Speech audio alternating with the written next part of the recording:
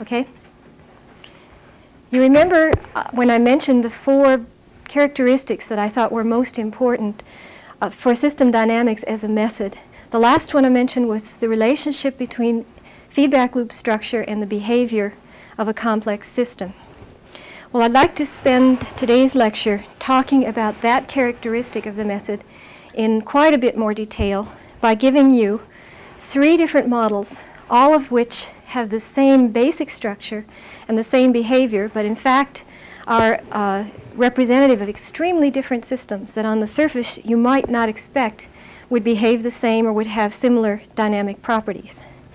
I'd also like to get across another aspect of system dynamics that I think is unique to this method, and that is the way we intend to use the models that we make. My impression from talking to people who make other kinds of models, and you can verify this later in the course, is that a number of models are made for the purpose of essentially putting in a question and getting out an answer. That's what I would call black box modeling. You give a question to the black box, it tells you the answer, and you're not completely clear what logical process inside that black box gave you the output that you see. System dynamicists have a strong revulsion against that kind of modeling. That's why they give it the name black box modeling. What we try to do, and we're not always successful in doing it, is to build a model that makes our mental understanding of the system so much better that eventually we don't, in fact, need the computer model anymore. That is, what we're really trying to do is increase our intuition, our understanding, our mental models of the system that we're interested in. And having done that, ideally at least, we don't need the computer anymore at all. The computer is a tool to help us increase understanding. Now, to give you an example of what I mean by that, let's take a system that you are all entirely too familiar with by this time, which is the kaibab deer growing, the deer growing on the kaibab plateau. Now, you've just completed an assignment on this system, so you should have a very good understanding of why that system behaves the way it does, why the deer grow exponentially, why they stop growing, why they fall in a collapse mode, and then why they come to a new equilibrium with the food that sustains them. Did you ever really think or try to say in a few sentences why the kaibab model, or that model that you were working with for your assignment, behaved the way it did, what was really happening at each moment, at each behavior interval, what was interacting, what was dominating the system, why did it overshoot and collapse?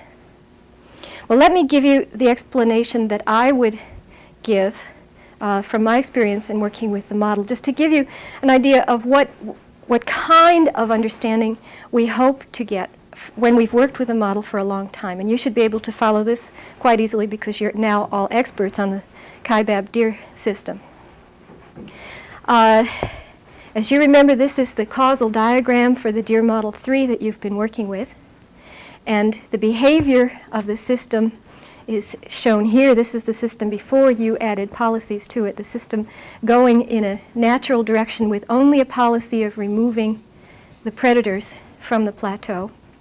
And as you remember, the deer population was in equilibrium for a long time, meaning the number of deer didn't change, the number of predators didn't change, the amount of biomass growing on the plateau didn't change.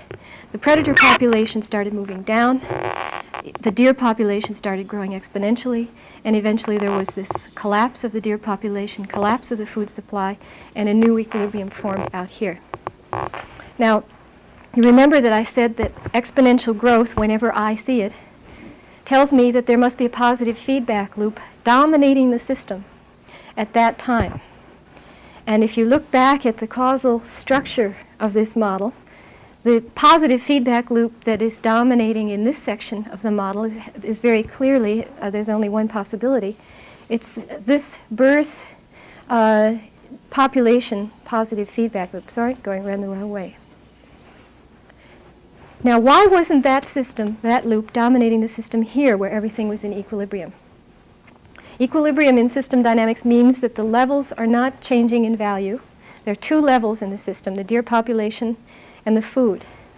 If these two things are constant, it must mean that the inflow rate is equal to the outflow rate. That is, that the net increase of the deer was just balanced by the predation rate, and that the regeneration rate of the food on the plateau was just balanced by the rate at which the deer ate the food. This is in this first equilibrium part of the behavior mode. The reason that equilibrium established itself so nicely was that the predation rate, which was at that time balancing the net increase rate of the deer, was part of a negative feedback loop.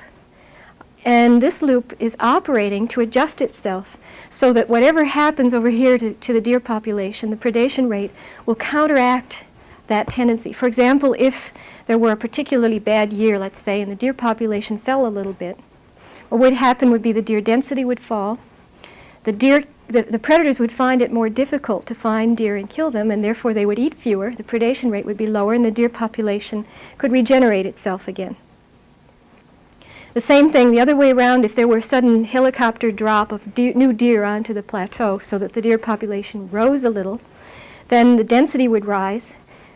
The wolves would find it easier to find a deer. The deer killed per predator would go up. There would be more predation, and the deer population would be adjusted back down again. And therefore, this negative loop was controlling the system no matter what happened to it, even if there were small variations over here, so that the deer population stayed in equilibrium well below the carrying capacity of the plateau. In fact, this whole part of the system is not active at all during this first equilibrium part of the standard run of the deer model. The food is so much in excess that the net increase, the food per deer was well over anything the deer need. The net increase rate is at its maximum, and all of these arrows down here is unimportant to the operation of the system. Now, what happens when we start bringing the predator population down in this part of the behavior mode? Well, effectively what happens by the time the predator population comes down to zero, this whole feedback loop is eliminated from the system. It's simply not there anymore. It's gone. And therefore, the balance between the positive feedback and the negative feedback is destroyed. And what must happen in that case is that the positive feedback loop becomes more and more dominant. It takes over controlling the dynamic behavior of the system. There's nothing to keep the deer population down. Their net increase rate their net birth rate is higher than their natural death rate, and therefore this positive feedback loop starts generating an exponentially growing deer population. You notice that takes some time. As you might expect, a few deer can't create a whole lot of deer right away. It takes them a while. The little deer have to grow up and have more deer and so on. And in fact, it takes about 20 years before that exponential growth becomes very apparent in the system. And then finally, it grows faster and faster and faster. In fact, the net increase rate is about 20% all the way through, but 20% of a larger number gets to be an even larger number. And so the deer population grows very, very rapidly at the end. There's only one thing that can, at this point in the system, that can interrupt that positive feedback loop. And that's the negative feedback loop that goes through food per deer and the net increase rate. That is, if the deer population gets high enough, per deer becomes lower and lower and lower, the net increase rate is finally affected. The food is no longer in excess. And so the net increase rate starts coming down. And eventually, this net increase here has to become zero, and the deer population is again held in equilibrium. Now, that explanation I just gave you would lead to a sigmoid growth of the deer population and final leveling off as the food per deer gets down toward 1,000 calories per deer per day. Now, why didn't that happen? Why didn't this loop just slowly take over and balance off this positive loop that's causing the deer population to grow? Well, the answer is that there's another level in this system, the food level. And at the point where the food drops so low that it stops the net increase of deer, the food level is then not in equilibrium. At that point, there are so many deer that the consumption rate is very much higher than the regeneration rate. You can tell that on the output graph by the fact that at that point the food supply is falling very rapidly. There are thousands and thousands of deer. They're eating the grass much faster than it can grow back, and therefore this level is not in equilibrium. Although this one passes, at least momentarily, through an equilibrium point, this one is still falling, and it drags the rest of the system down with it. In other words, this part of the system begins to dominate, whereas before it wasn't important at all, had no effect on the behavior of the system up through about 1920, 1930. Suddenly, at about 1930, this part of the system takes over and runs everything for a little while. There's another positive loop down here, as you remember, which tends to run in a bad direction. That is, as the food gets depleted, it takes longer and longer for it to regenerate. The meristematic tissue, the part of the grass that generates new grass, gets eaten as well. And therefore, it takes longer and longer for the food to regenerate. There's less food, it gets eaten down even further, it takes still longer, and so on. This positive loop is running in a negative direction. Less food, longer regeneration time, lower regeneration rate, still less food. And while that's running, the food supply is plummeting down very rapidly. Now, eventually, what causes that loop to come to a halt? Well, what happens is it drags the deer population down with it. The food becomes so low that food per deer gets below that 1,000 kilocalorie per deer per day equilibrium point. At that rate, as you remember, at that point, as you remember, the net increase rate becomes negative. The death rate overbalances the birth rate. The deer population at that point begins to fall. And that's right here on the output graph. And the deer population finally falls fast enough and far enough that the food consumption rate comes down to the point where it can be again balanced by the food regeneration rate. Both of them very, very much lower than they had been before. And finally, these two levels are essentially chasing each other, unbalancing each other for a while. Finally, they come into a new balance with a little bit of oscillation. At the end of the run, we're in equilibrium again. In this case, the deer population's positive growth loop is balanced by the food loop. That is, these deer are existing on subsistence deer nutrition standards. They're half-starved. Therefore, their net increase rate is just zero. Their births balance their deaths. There happen to be just enough deer left on the plateau to eat grass at exactly the rate that it grows, which now is very much slower than it grew before. And the system comes into a new equilibrium. Both levels are constant again. The rates determining the levels are balanced, and another equilibrium is possible. In fact, given different numbers and different conditions, all sorts of equilibria on the Kaibab plateau are possible, depending on how many predators, how strong this loop is, what the net increase rate is, what the food regeneration rate is. Now, this total behavior of the system, growth followed by collapse followed by a new equilibrium, we call an overshoot and collapse mode, behavior mode. There are a lot of other possible behavior modes of systems, of course. I'll tell you about a few more in a moment.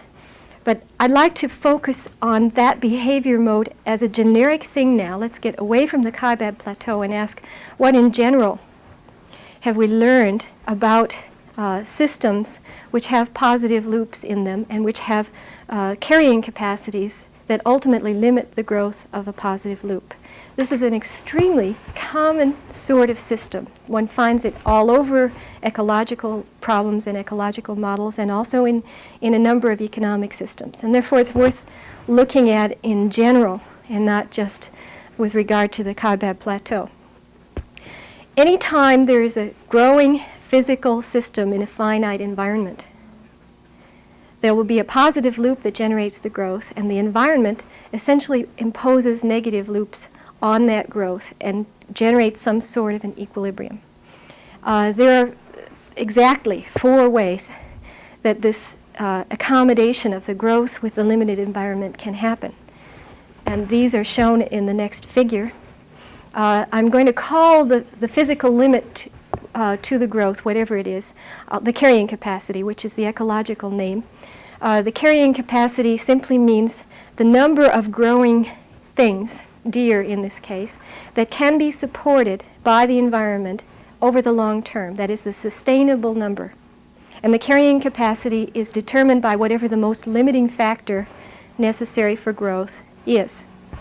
Now, in any growing system, there is a demand on the carrying capacity, which is usually some function of the number of individuals. In the case of an industrial society, it's not only the number of people, it's also the number of machines and things that people use. And there is a carrying capacity which need not be constant. In fact, in the deer case, it's not constant. In most cases, it's not. One possibility is what I call the infinite world possibility, and that is that the carrying capacity can grow, can be changed in an upward direction by something happening, perhaps by this population figuring out ways of making it grow. If that could go on forever, then you could have the carrying capacity going up, you could have the population demanding more and more of it, but it doesn't matter because the carrying capacity is growing faster. That's fine as long as you know that the term that you are interested, the time horizon over which you're interested in the system is sufficiently short so that this carrying capacity won't stop growing. And this kind of system is observed, and I'll show you some examples in a little while. Another possible way of form of interaction between a growing population and a carrying capacity is called the sigmoid pattern. And in this case, there is exponential growth for some time, but as the growing population begins to put more and more demands or come closer and closer to the carrying capacity, there's some immediate signal which slows the growth gradually until finally the population levels off at some point under or just at the carrying capacity. And this is a smooth, gradual adjustment to whatever the limited carrying capacity is. This can happen only under one of two conditions. Either there's some immediate signal that the population gets telling it how fast to grow as a function of how far it is from its ultimate limit, and the population can respond immediately to that signal. This is observed, for example, in bacteria growing in a petri dish with limited nutrient, and the bacteria know immediately how much nutrient there is around it, and as there's less nutrient, it grows more and more slowly. So such examples do exist. The other way that this behavior mode could be generated is if there's a very high carrying capacity and some natural saturation mechanism that will bring the growth to a halt before it even comes anywhere near the carrying capacity. Let's say there's some social control or something of that sort. And another example there is the territorial behavior of birds. Wild birds simply won't nest unless they can find a large enough territory that they can defend from all other individuals of their species. The territory happens, in fact, probably to be somewhat larger than what they really need to feed their growing brood. But if they can't get that much territory, they don't breed. And this probably causes bird populations to level off without really coming anywhere near their ultimate carrying capacity. Now, another way that a growing population can interact with its carrying capacity is that it does get a signal telling it when it's stretching a limited resource, but it gets the signal late. It gets a delayed signal. Or perhaps it gets a signal on time, but it responds to the signal after some delay. Picture Congress responding to a signal about energy supplies or something of that sort, and then you get the idea. If there's a delayed response, the population is likely to overshoot for a short time the actual long-term carrying capacity of the system, and then fall back, and if there's still a delayed signal, it may oscillate for quite a while, may even oscillate indefinitely around the carrying capacity. This diagram is a little deceptive. The carrying capacity probably is also oscillating in an opposite manner. That is, when the population is over the carrying capacity might be coming down a little. As the population comes under the carrying capacity, it might regenerate itself, and so on. So you get the two things oscillating around each other. This can go on, as I said, for quite a while, or even indefinitely. The oscillations might be damped in order to finally produce an equilibrium situation. But if there is an irreversible damage or erosion of some sort to the carrying capacity, then you get an overshoot and collapse behavior mode. And in this case, as the population, because it has a delayed response to where it is with regard to the carrying capacity, as the population shoots over the carrying capacity, it begins an irreversible erosion process so that the carrying capacity itself goes down, finally dragging the population down with it to some new low equilibrium. And this now should look very familiar. That's just the behavior mode that we saw in the deer model before we put any policies on it to try to change that behavior. So, just to review, the overshoot and collapse mode is most likely to be observed first where there's a positive loop that creates growth that's not balanced by some nearby negative loop. A positive growth loop to generate the exponential growth in the first place. Second, if whatever negative loops will interrupt that growth respond in a delayed way. And third, if the carrying capacity is in some way irreversibly erodible. Under those conditions, you're likely to find an overshoot and collapse behavior mode. And if you're wondering where the delays are in the deer model system, they're essentially, they're not explicit in the model. That is, you didn't see any of those delay signals or the delay signs on the flow diagram.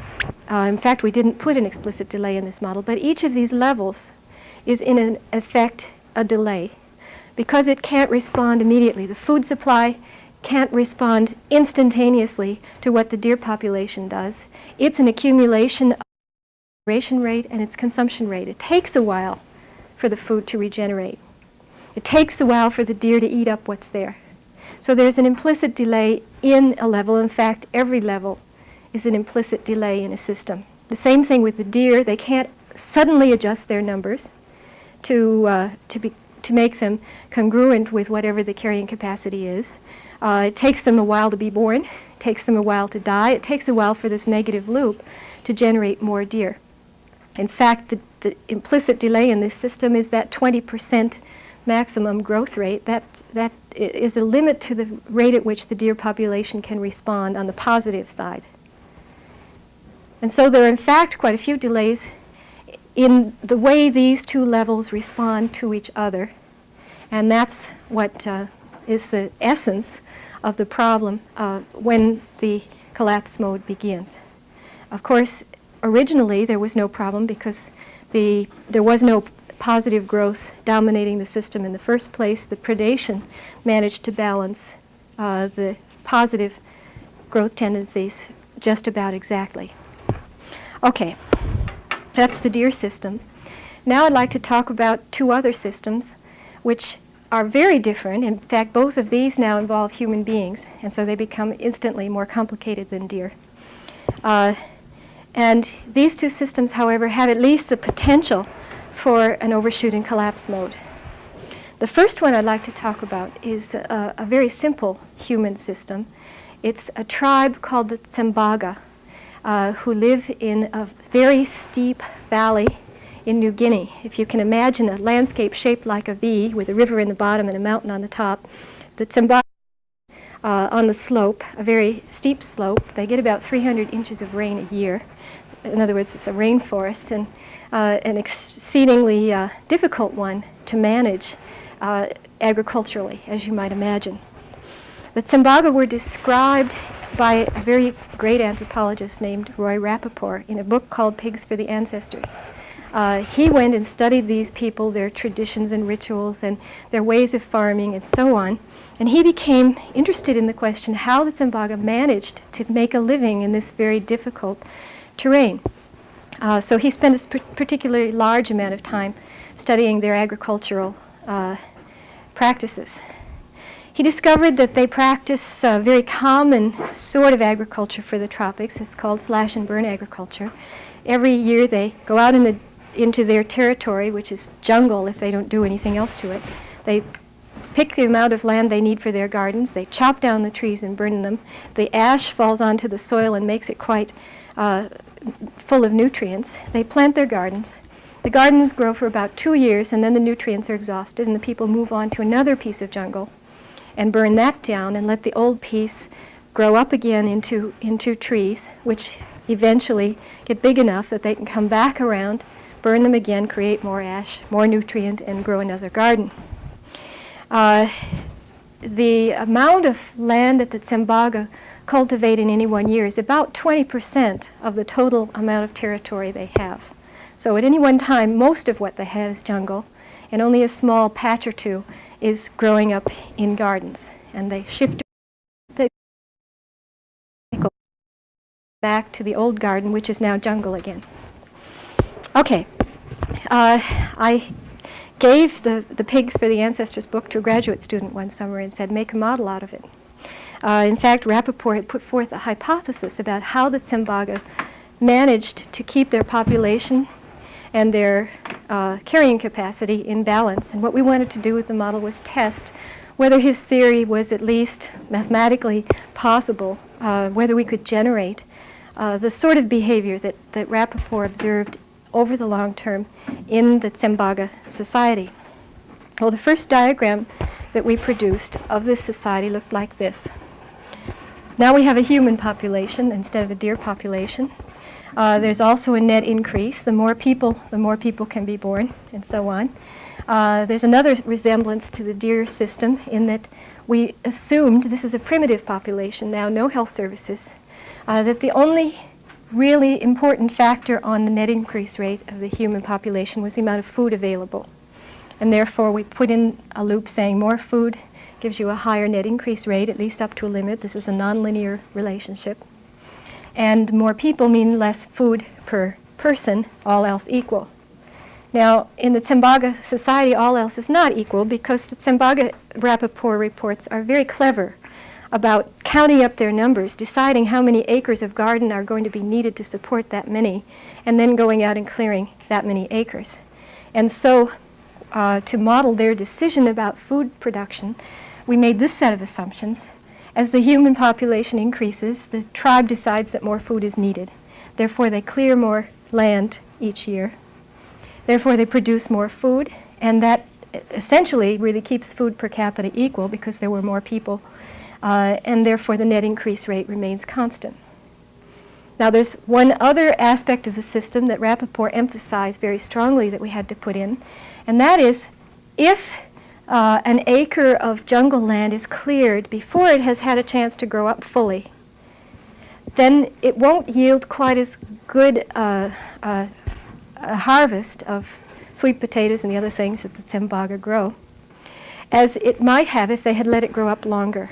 And therefore, the more acres are cleared, especially when it gets over this 20% level, the faster they're going to have to come cycling back, and the less yield they're going to get the next time they come through, which will be 19 or 18 or so years later. And therefore, we have a positive feedback loop saying more acres cleared after a long delay, during which they cycle over the rest of their territory, gives a lower yield per acre. And that will decrease the total food production. And furthermore, if there's a lower yield per acre, the Tsembaga are also very clever about looking at the forest and deciding what the yield will be and correcting for the fact that they may have come around too soon by clearing more land, trying to keep that total food production up. So let's say if by some accident there were a lot of people all of a sudden, they would need more food, they would have to clear more acres. Let's say they cleared 1/17 of their territory instead of 1/20. Well, they do that very nicely for 17 years. They come back and they find that the trees haven't grown up as much as they should have, so they clear 1/16 or 1/15, a larger area. And therefore, they get more food in the short term, but now they have to come back after 15 years. And they have to clear even more territory because the soil hasn't had a chance to regenerate, so let's say it's 1/12, and so on. You can see this is a positive feedback loop, gradually bringing the yield down. Now, Rappaport was quite sure that this kind of behavior was possible, although he himself didn't observe it. The human population, the acres cleared, and so on were quite stable in the Tsembaga population as he found it. If we make this our total model, of the Tsimbaga population. The details of this model, the equations and so on, if you're interested, are in a book called Toward Global Equilibrium, and you can get it from my library if you're interested, or from the Feldberg Library.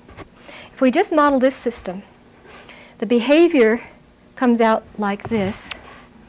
This is now a long period of time, 0 years to 200 years.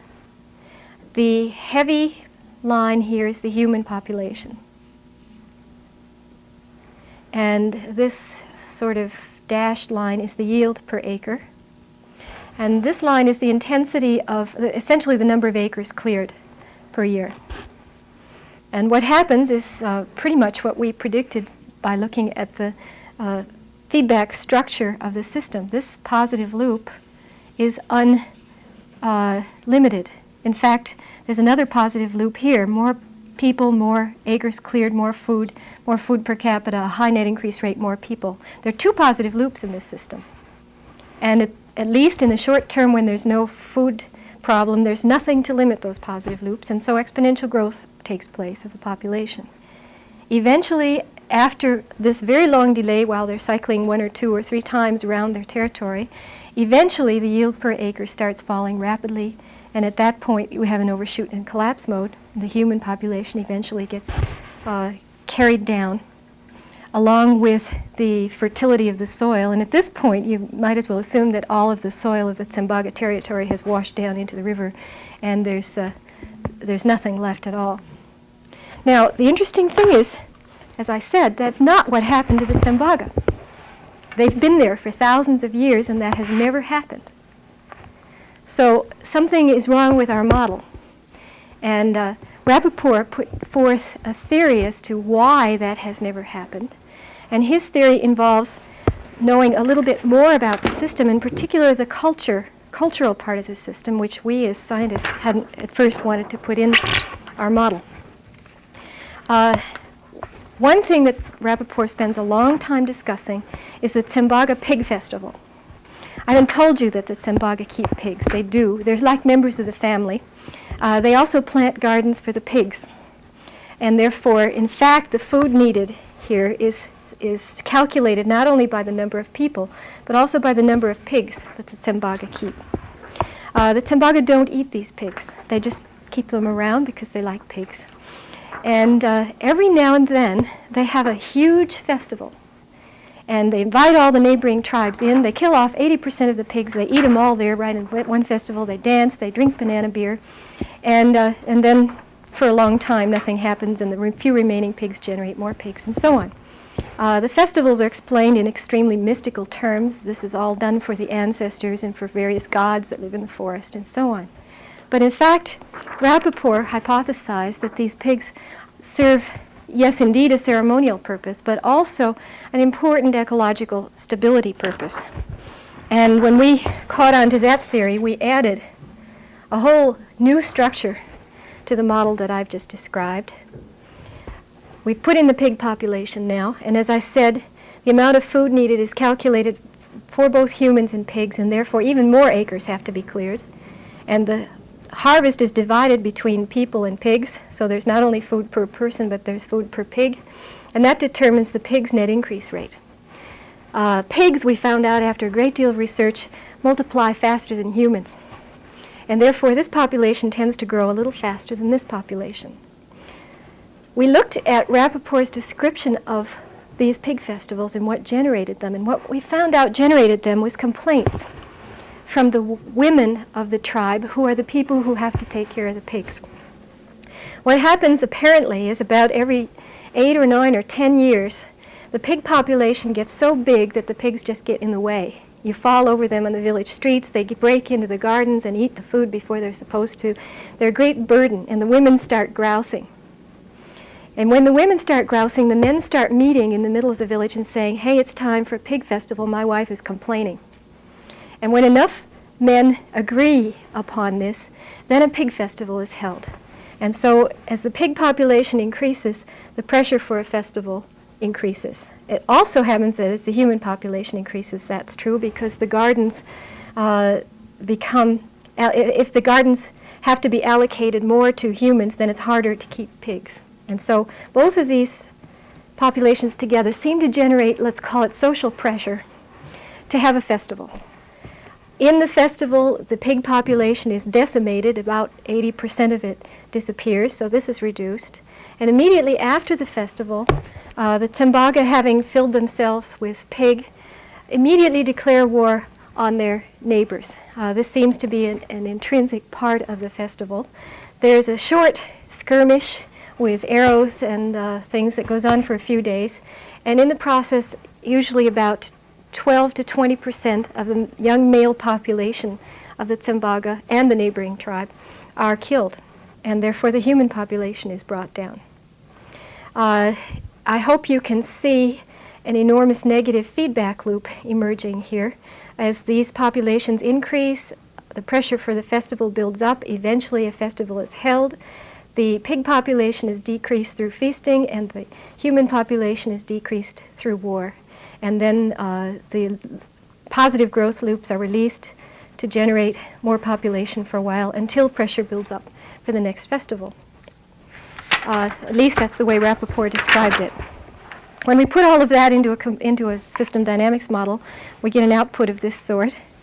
This is a 40-year slice of time. In fact, the model does this for the first 100 years. This is year 100 to 140, and it keeps on doing it forever. The human population now is here.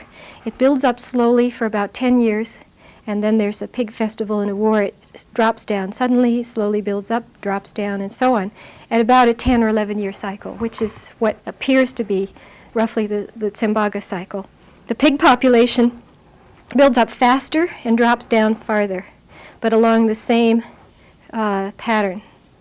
The intensity, the acres of land cleared also increases as the populations do, decreases after the festival and war, and increases again. And the fertility of the soil, essentially, the yield per acre, is never reached, is never diminished by any of the agricultural activity going on. In other words, this is a stable system, can go on forever.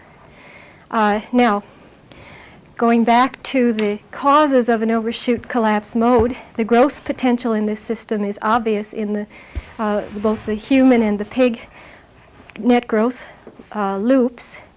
The delay in the signal is not important in this case because, in fact, the population never approaches anywhere near its carrying capacity. It has its own internal control mechanism to keep it from having to adjust itself to the carrying capacity. It probably adjusts itself far short of what could ultimately be supported on the land. And the signal is the pig population. Rappaport likens it to a thermostat, essentially.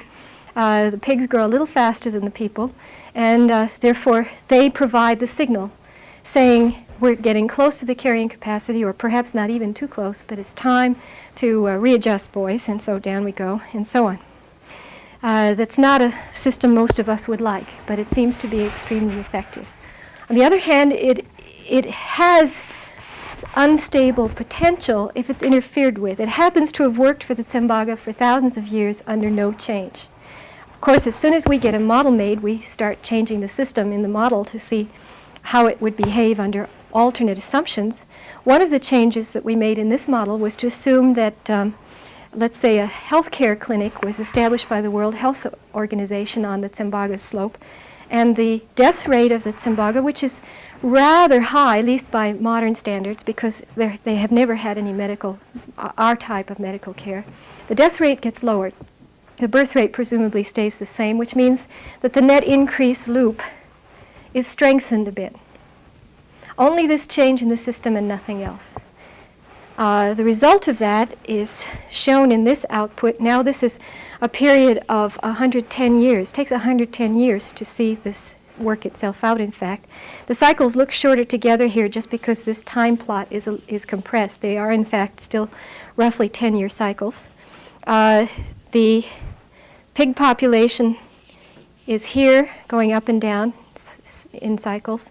The human population shows the cycles much less because, in fact, the growth rate is much stronger.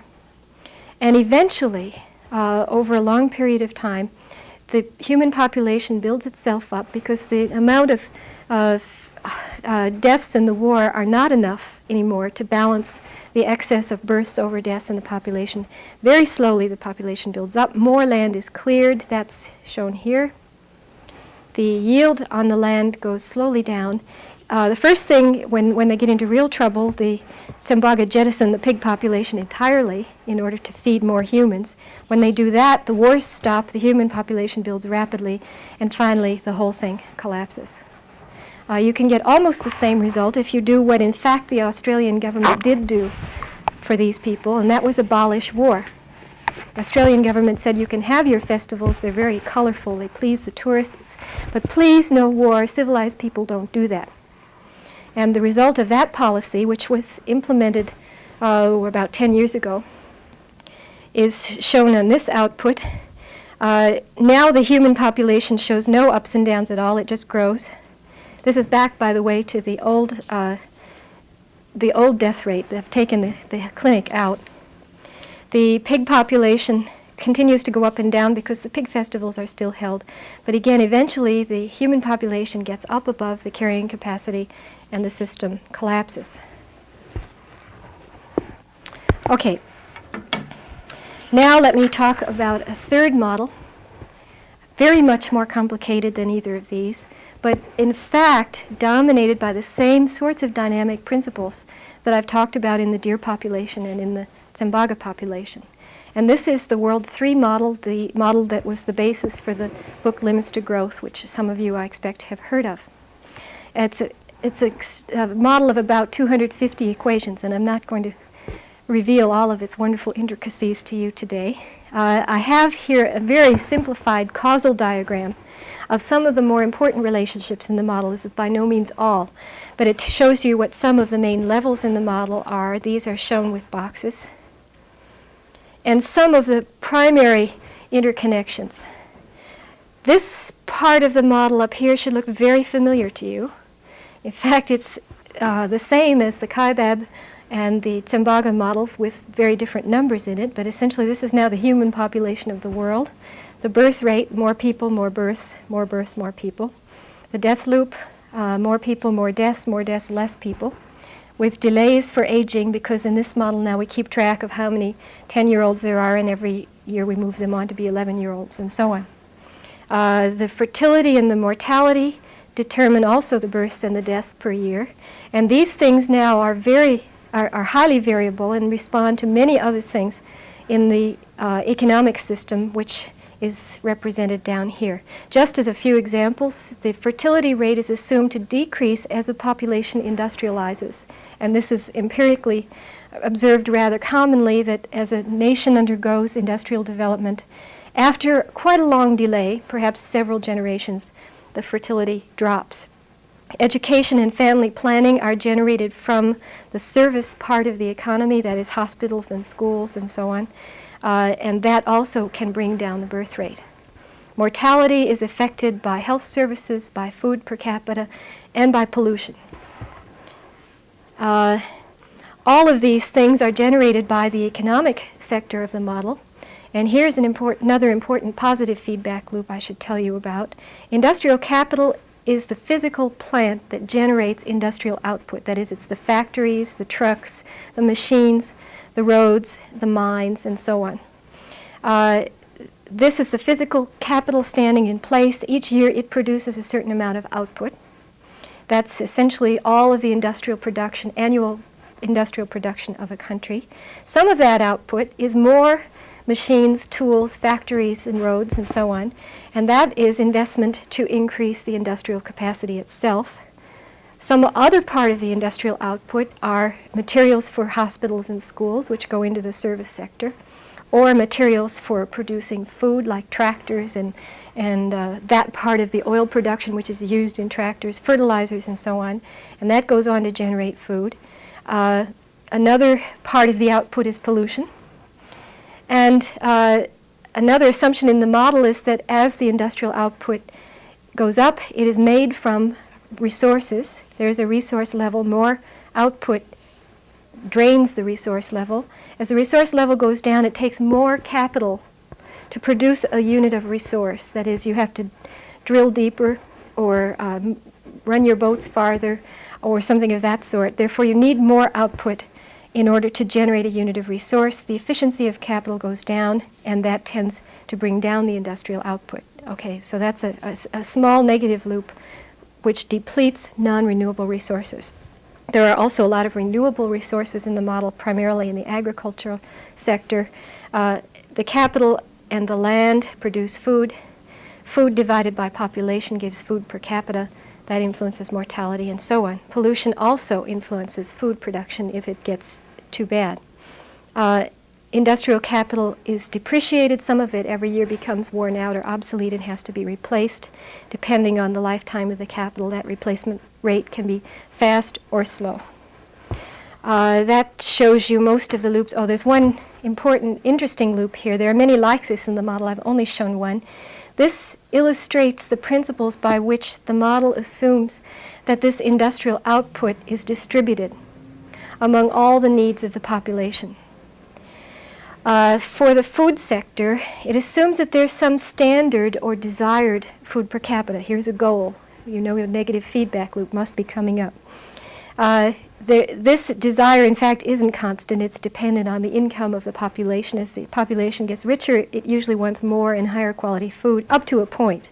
But that's a nonlinear relationship. It levels off as people become very rich. In fact, they don't desire more food. They desire services or something else instead.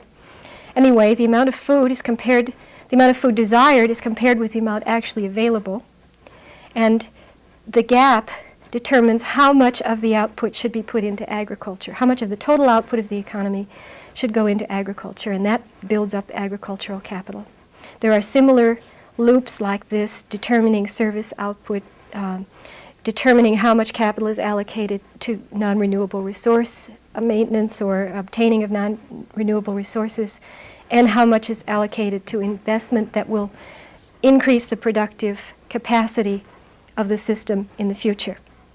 Okay, now back to trying to understand something about the dynamic behavior of this system from its structure.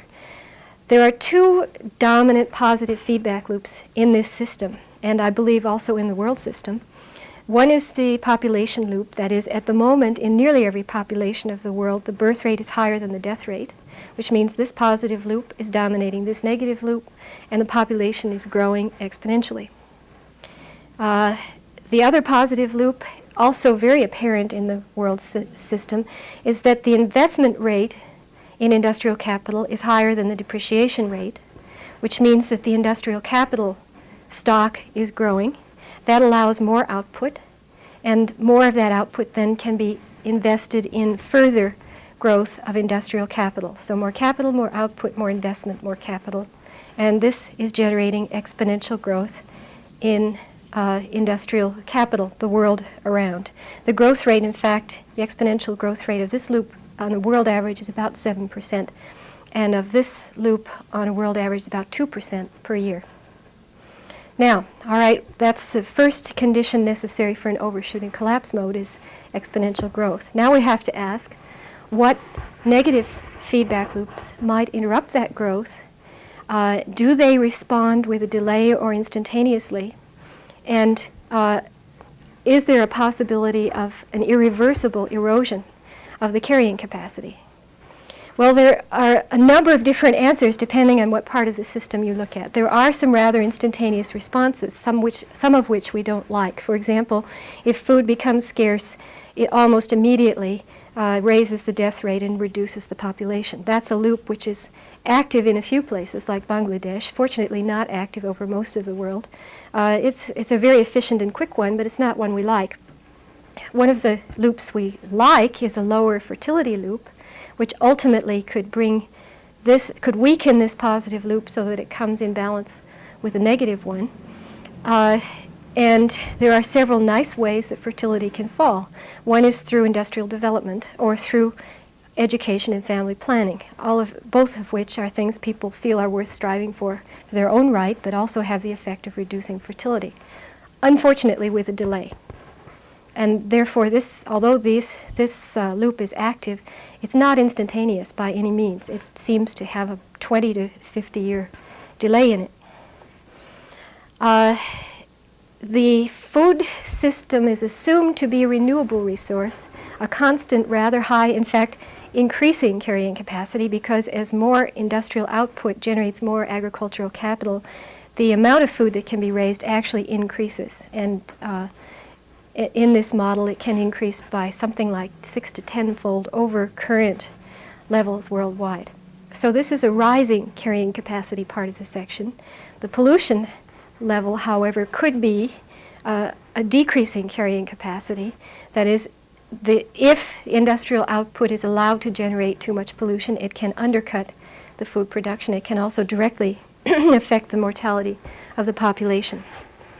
The one undeniably erodible and irreversibly erodible part of the model is the non-renewable resource sector. This is oil and metals and all of those things which we take out of the ground and do not or cannot recycle.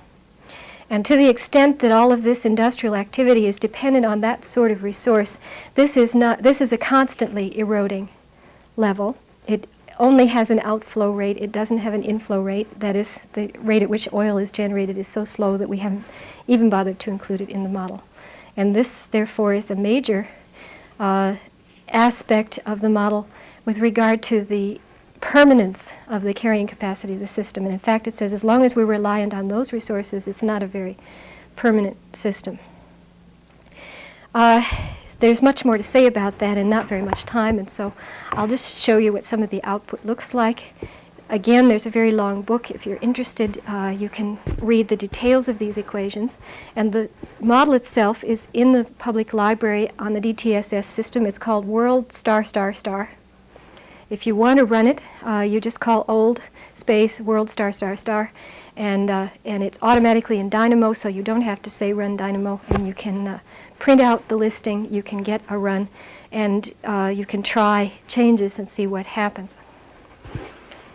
If we let this system run without any changes from what we feel the current state of the system is, that is the way we think all of these relationships are working at the moment, the output looks like this. Many of you have seen it already, and it's a classic overshoot and collapse mode, as you might expect. This is the year 1900. This is the year 2100. This is the population growing exponentially.